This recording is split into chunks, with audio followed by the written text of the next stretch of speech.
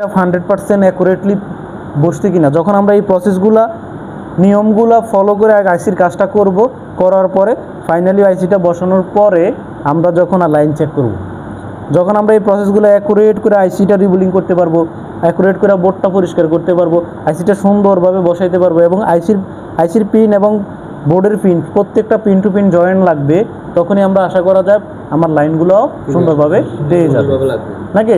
তখন আমরা ওই যে লাইনটা মিসিং ছিল, যে লাইনগুলো মিসিং ছিল, তখন আমরা চেক করলে পারবো, জিআরগুলো চেক করলে বুঝে দেবো কি লাইন আইসে নাকি নাই, ঠিক হচ্ছে কি হয় নাই। আইসি লাইন তখন দেখবেন লাইন আর মিসিং নেই, তার মানে আমার আইসি অ্যাকুরেটভাবে বসছে। তখন আপনি সুন্দর করে বোর্ডটা ঠান্ডা হইতে হবে, মাদার বোর্ডটা ঠান্ডা হইলে আমরা থিনার দিয়ে সুন্দর করে পরিষ্কার করে আইসি বোর্ডটা সেট করে তারপর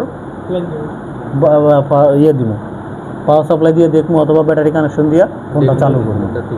কথা বুঝতে পারছি? ক্লিয়ার?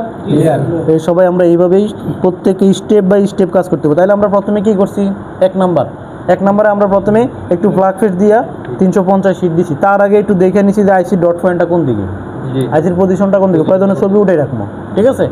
তারপরে হিট দিয়ে আইসিটা পর্যাপ্ত পরিমাণ হিট হওয়ার পরে চারপাশে ঘুরে ঘুরে হিট দিব, যতটা কাছাকাছি থেকে পারি। পর্যাপ্ত পরিমাণ হিট হওয়ার পরে আমরা সুন্দর করে আইসিটা উঠে নিই। প্রয়োজনে আইসি যদি নরম হওয়ার পরে যদি না উঠাইতে পারেন, তাহলে আইসির হটগান হিটটা একটু সাইড করে নিয়ে আইসিটাকে ধরবেন, ধরে আবার হটগান দিয়ে হিট দিবেন, আস্তে করে আবার আইসি নরম হবে, টুইজারের সাথে চলে আসবে। তাতে করে আমার কোনো কম্পোনেন্টের মধ্যে টাচ লাগবে না। তার পরবর্তীতে আইসিটা উঠানোর পর আমরা প্রথমে বোর্ড পরিষ্কার করব। কি পরিষ্কার করব? বোর্ড পরিষ্কার করব। বোর্ড পরিষ্কার করে আমরা 138 দিয়ে টোকা দিয়েছিলাম। টোকা দেওয়ার পরে 138 আবার দিয়া উইকের মধ্যে লাগাই টান দিছি, প্রত্যেকটা বল সমান করছি। তারপরে খালি উইক দিয়ে একটা টান দিয়ে দিছি নাকি। টান দেওয়ার পর আমার বোর্ড পরিষ্কার হয়ে গেছে, প্রত্যেকটা পিন বোর্ডের সমান করে ফেলছি।